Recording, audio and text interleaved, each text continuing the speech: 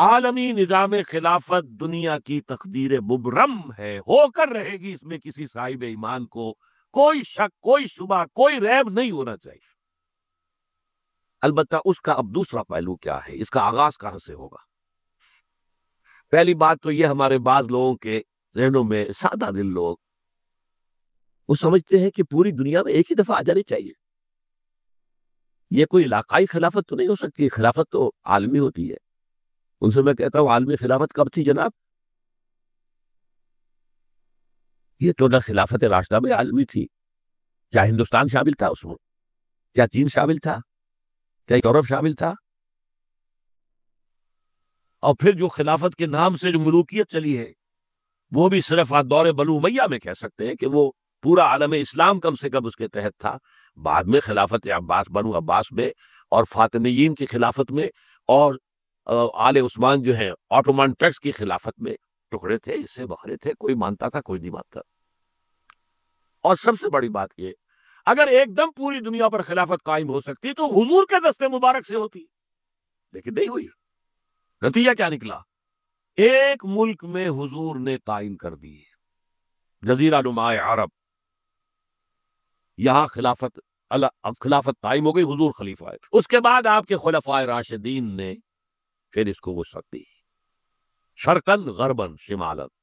3 columns نکلے ہیں فوجوں کے، صحابہ کرام کے، 3 کالمز، ایک ایسٹ ورڈ، ایک ویسٹ ورڈ، ایک نارتھ ورڈ۔ ایک عراق کو فتح کرتے ہوئے ایران میں پہنچ گیا، خراسان تک چلا گیا۔ ایک شام کو فتح کرتے ہوئے اور پھر سینائی پیننسولا سے ہو کر افریقہ میں داخل ہوا اور اٹلانٹک تک پہنچ گیا۔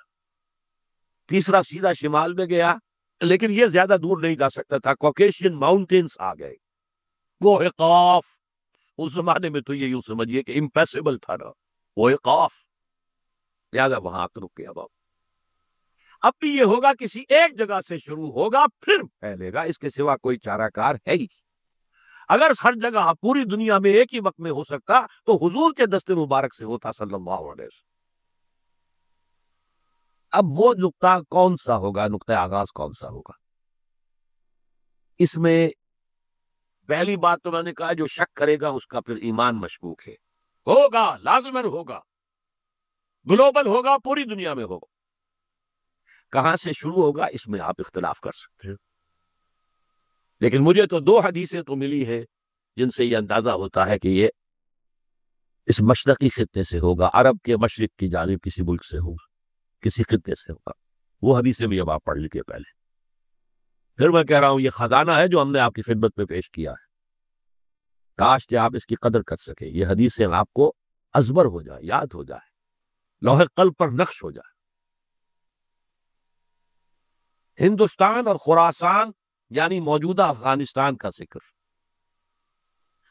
ابن ماجہ کی روایت ہے، ان عبداللہ ابن الحارث رضی اللہ تعالی عنہ قال رسول اللہ صلی اللہ علیہ وسلم یخرج ناس من المشرق یؤتئون للمہدی یعنی سلطانہ، یعنی سلطانہ، دونوں طرح سے پڑھ سکتے ہیں۔ حضرت عبداللہ ابن حارث فرماتے ہیں رضی اللہ تعالی عنہ کہ حضور نے ارشاد فرمایا، مشرق کی طرف سے وہ فوجیں نکلیں گی، لوگ آئیں گے جو عرب میں مہدی کی حکومت قائم کرے گے۔ یہ مہدی کون ہوں گے اس کا ذکر میں ذرا بعد میں کروں گا، لیکن نوٹ کر لیجئے کہ مہدی سے پہلے لازماً کسی مشرقی علاقے کے اندر وہ نظام قائم ہو چکے گا، تب وہاں سے فوجیں آئیں گی نا۔ یہ مشرق کون سا ہے؟ عرب کے مشرق میں آپ چلیے، ایران بھی آ جائے گا، افغانستان بھی ہے، پاکستان بھی ہے، اور اگر اسے اور توسیع دے تو ہندوستان بھی ہے۔ یہ ہے عرب کا مشرق، اس سے فوجیں جائیں گی۔ اس کا کیا مطلب ہے کہ اس میں سے کسی جگہ پر نظام خلافت پہلے قائم ہو جائے گا، تاکہ وہاں سے فوجیں جائیں گی جو جزیرہ نما عرب میں حضرت مہدی کی حکومت کو قائم کریں گی۔ اب دوسری حدیث سنیے، یہ سنن ابن ماجہ کی حدیث تھی جو میں نے آپ کو سنائی، آپ نے پڑھی۔ دوسری، عن ابی ہریرہ رضی اللہ تعالی عنہ، یہ ترمذی شریف کی روایت ہے، قال قال رسول اللہ صلی اللہ علیہ وسلم یخرج من خراسان رایات سود لا يردها شيء حتى تنصب بإيلیا، خراسان کے علاقے سے سیاہ جھنڈے لے کر فوجیں آئیں گی، ان کا رخ کوئی موڑ نہیں سکے گا، ان کو پیچھے پھیر نہیں سکیں گے کوئی بھی، یہاں تک کہ وہ یروشلم میں جا کر جھنڈے نصب کر دیں گے۔ ایلیا حضور کے زمانے میں یروشلم کو کہتے تھے۔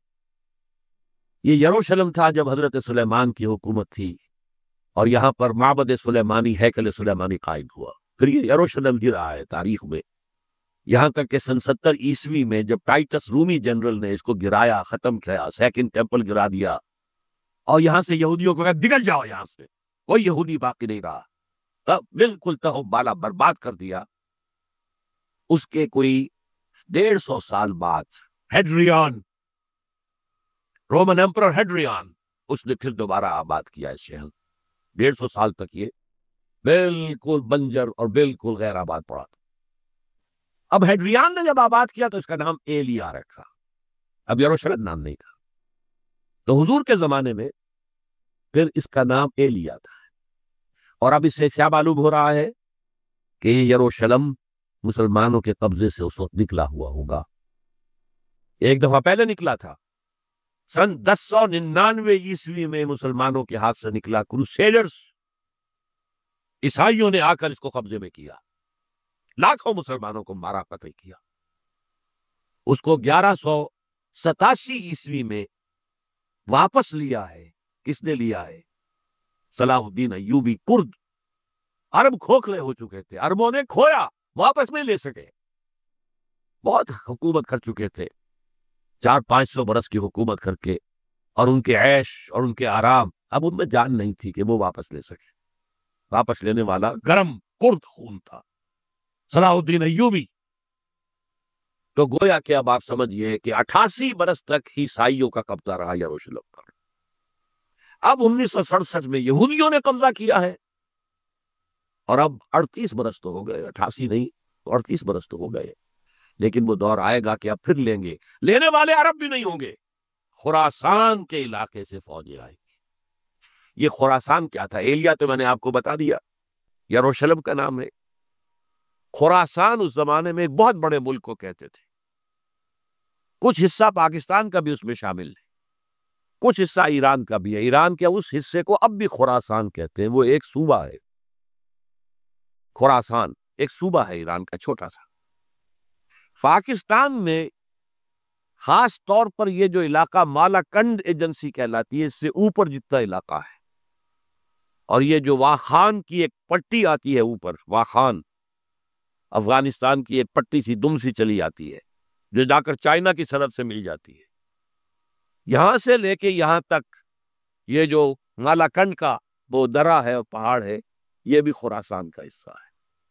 باقی تقریباً 2/3 آف افغانستان ساؤدرن حصہ نہیں ہے خراسان کا حصہ، یہ سیستان کہلاتا تھا، یہ خراسان نہیں ہے، لیکن یہ کہ اوپر کا 2/3 آف افغانستان اور اس کے ساتھ یہ جو عرب جو اب یہ ترک ممالک آزاد ہوئے ہیں سوویت یونین کی ڈسولوشن کے ساتھ، یہ سارا علاقہ کہلاتا